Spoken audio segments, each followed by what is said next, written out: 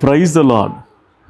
క్రీస్తునందు అత్యంత దేవుని బిడలారా, మన ప్రభువును రక్షకుడైన యేసు క్రీస్తు వారి శ్రేష్టమైన పరిశుద్ధమైన నామంలో మీ అందరికీ శుభాలు తెలియజేస్తూ ఉన్నాను.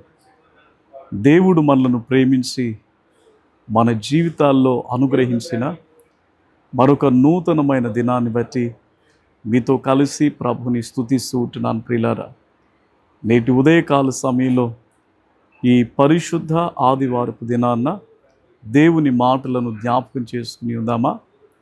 పరిశుద్ధ బైబిల్ గ్రంథము నుండి కోరాహు కుమారుల చేత వ్రాయించినటువంటి కీర్తన 84వ కీర్తన 2వ వచనాన్ని మనం జ్ఞాపకం చేసుకుందాం. యెహోవా మందిర ఆవరణములను చూడవలనని నా ప్రాణము ఎంతో ఆశపడుచున్నది, అది సొమ్మసిల్లుచున్నది.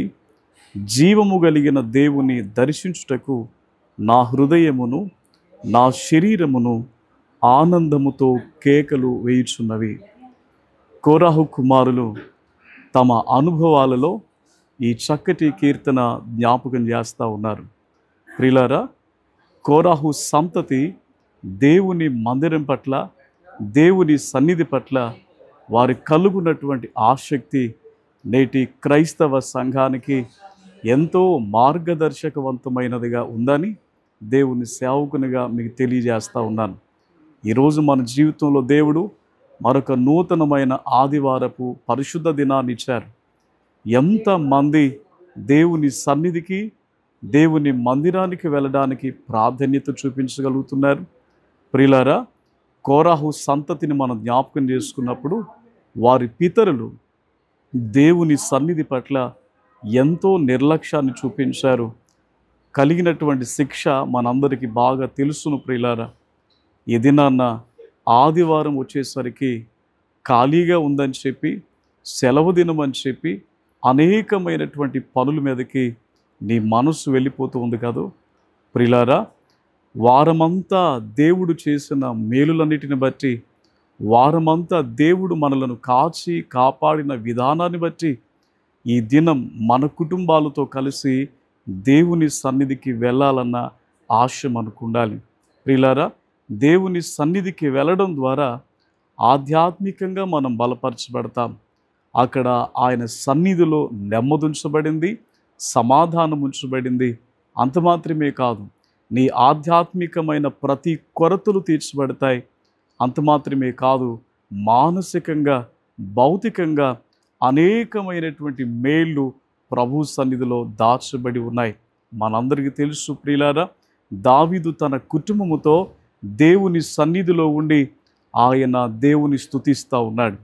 హన్నా జీవితాన్ని మనం గమనిస్తే ఆమె షిలోహోములో ఉన్నటువంటి దేవుని మందిరానికి వెళ్ళి తన అక్కరంతయు చెప్పినప్పుడు ఆమె జీవితంలో కృపగలిగిన దేవుడు ఉన్నతమైనటువంటి కార్యాన్ని జరిగించాడు. ఈ దినాన్న మనలో ఎంతమంది దేవుని సన్నిధిని నిర్లక్ష్యం చేస్తూ ఉన్నారు? అలా నిర్లక్ష్యం చేయటం ద్వారా మన జీవితాలకు ఎంతో ప్రమాదం ఉంది అన్న విషయాన్ని మనం మర్చిపోవటానికి వీల్లేదు.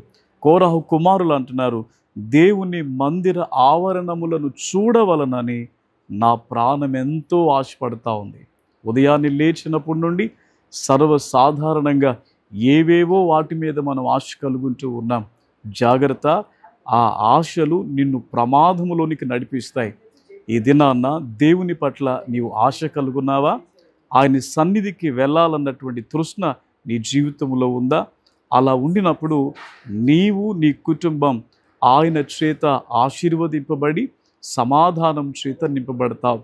అలాంటి కృపాధన్యత దేవుడు నీకు అనుగ్రహించునుగాక. ప్రార్థన చేసుకుందామా ప్రియులారా?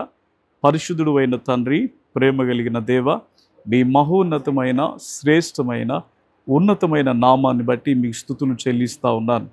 కోరాహు కుమారుల వలె ఈ సందేశాన్ని వింటున్నటువంటి వారందరూ, మేమందరమును మీ సన్నిధి పట్ల తండ్రి, మీ సన్నిధిలో మిమ్మలను ఆరాధించటానికి, మిమ్మలను ఘనపరచడానికి ఆసక్తిని కలిగి ఉండడానికి సహాయం చేయండి. సజీవుల లెక్కలో ఈ భూమి మీద మమ్మల్ని ఉంచారయ్యా. మన్ను నిన్ను స్తుతించదు కానీ సజీవులే నిన్ను స్తుతిస్తారు. కనుక ఈ దినం తండ్రి ఎవ్వరును మీ సన్నిధి పట్ల, మీ సన్నిధికి వచ్చే విషయంలో నిర్లక్ష్యంతో వహించకుండా ప్రతి కుటుంబం మీ సన్నిధిలో ఉండి మీ చేత నెమ్మది పొందుకొని మీ ఉపదేశము చేత ఆదరించబడడానికి సహాయం చేయమని యేసయ్య ప్రశస్త నామంలో ఈ ప్రార్థన వేడుకొనుచున్నాం తండ్రి. Amen. May God bless you.